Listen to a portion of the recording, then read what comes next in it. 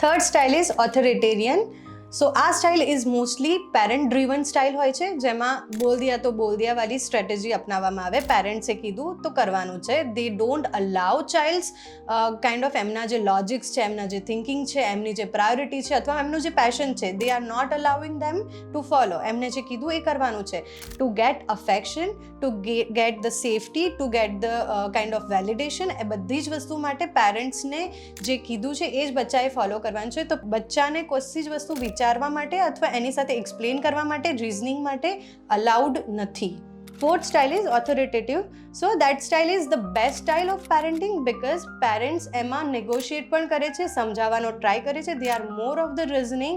બચ્ચાના જે point of view છે અથવા એનું જે થિંકિંગ છે અથવા એની જે પ્રાયોરિટીઝ છે, મે બી they are discussing every single day and they are coming to the middle way કે આપણે શું કરવું જોઈએ. તો that is the fourth style of parenting.